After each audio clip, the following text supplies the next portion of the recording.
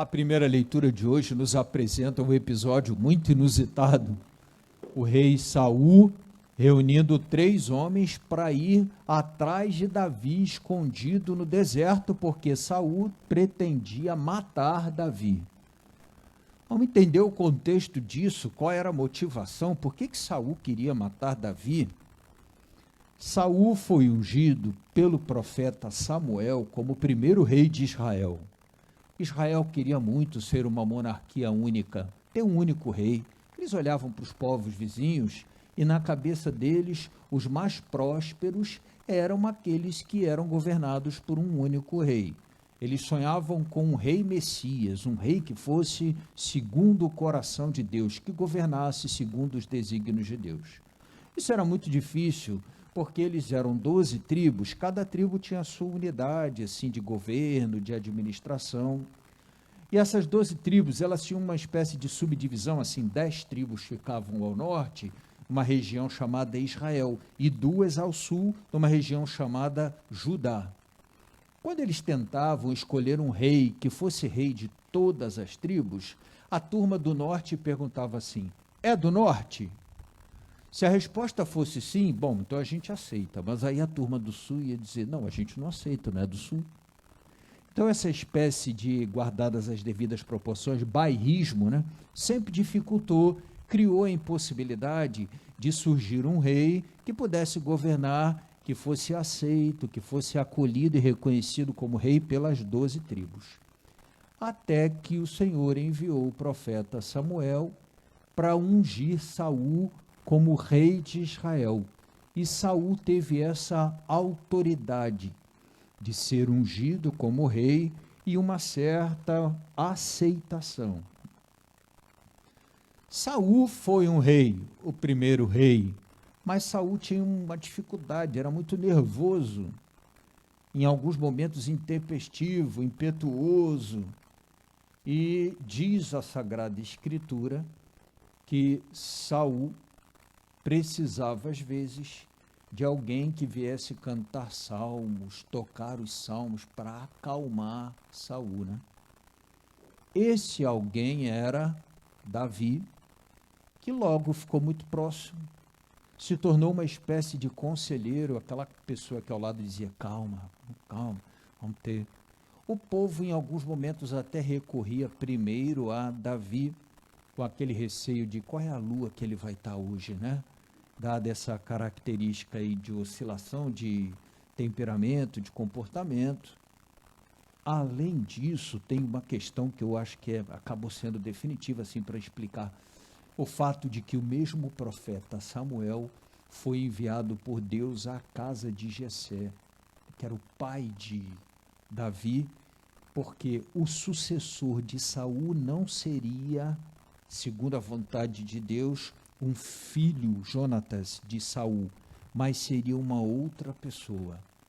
E aí o pai apresentou todos os filhos, né, seguindo aquela lógica, o mais forte, o mais preparado para a guerra, o mais inteligente para a estratégia, o mais tal. E aí Samuel olhou todos e disse: não, o Senhor não me disse no coração que seja nenhum deles, estão todos aqui? Ele disse: não, tem um filho meu que está pelo campo, é pastor de ovelhas, é magrinho, ruivo e tal. Eu não trouxe porque não vejo a menor possibilidade. Traz o camarada aqui. Quando trouxeram, que Samuel olhou para Davi, disse: é este, e ungiu Davi. Então Saul, quando soube que o sucessor dele seria Davi e não filho dele, foi tomado por um ciúme tão grande que ele esqueceu a amizade inclusive que Davi tinha com Jonatas, e Jonatas não via problema em passar a sucessão para Davi. A amizade e a fidelidade do próprio Davi para Saul, tudo isso foi meio que esquecido e Saul resolveu: vou matar Davi. Eu acho interessante aqui que, assim, a vontade de Deus a gente aceita até quando ela nos favorece, né? Vê se tem essa coisa. Quando foi vontade de Deus que ele, Saul, fosse o rei de Israel, ok. Mas quando foi vontade de Deus que não fosse o filho dele, mas Saul, Davi, o futuro rei de Israel, aí já deixou de estar interessante a coisa, né? aí já a vontade de Deus fica de lado e vou resolver as coisas do meu jeito. Ele começou então a perseguir Davi, tanto que Davi teve que fugir para o deserto. E aí começa a primeira leitura de hoje. Saul entrando no deserto com 3.000 homens, veja, para pegar uma pessoa, né? Era muita vontade de, né? Com 3.000 homens para procurar Davi no deserto. O texto diz que quando caiu a noite, o Senhor mandou um sono profundo, né, para Saul, para Abner, que estava ali como que um general mais próximo a Saul, e todo o exército, né, daqueles 3.000 homens, dormiram, e Davi foi, acompanhado de Absai, sorrateiramente, atravessou todos os postos de guarda até o rei, foi lá junto do rei, e o rei dormindo. Absai disse para ele: é a tua hora, mate antes que ele te mate, se vinga, meu irmão, né? Agora é uma vida pela outra, é a tua oportunidade de se vingar desse camarada que vem te perseguindo e querendo te matar há tanto tempo. E aí Davi disse: não vou me vingar. Tem uma lógica bacana aí, né? Que é uma lógica de que assim, a reconciliação gera vida e a vingança gera morte. A vingança, ela nunca dá fim a um processo de morte.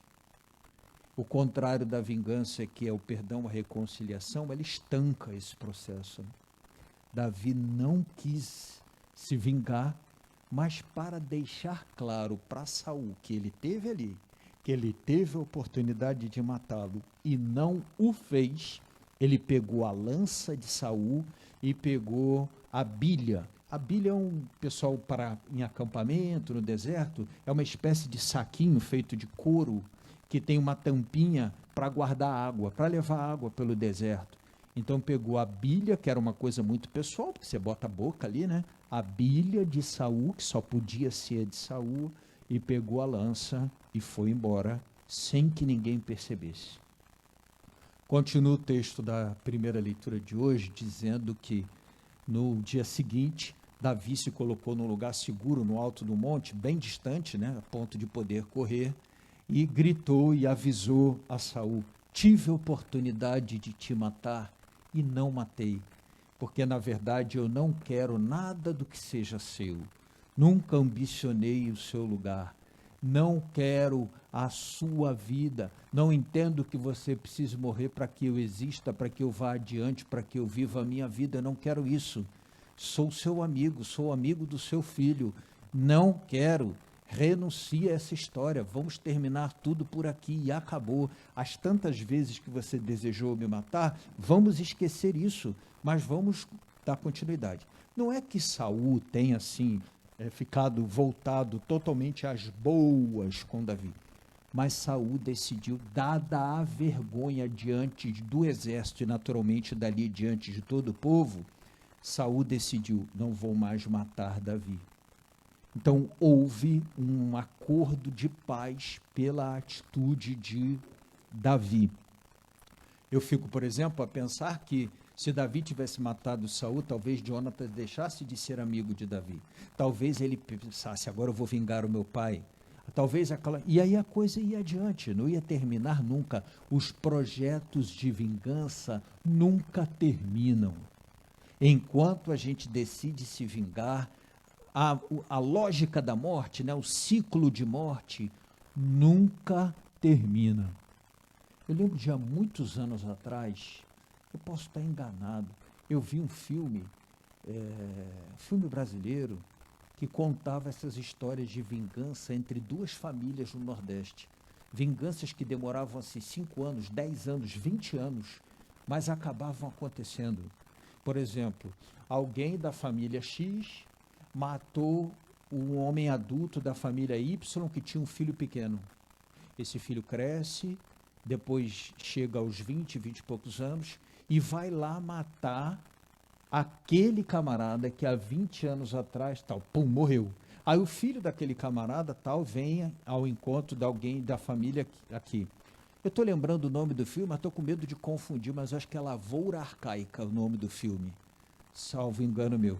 mas falando dessas histórias que eram comuns no passado, no interior do Nordeste, alguns lugares do nosso país, histórias de vingança que nunca terminavam.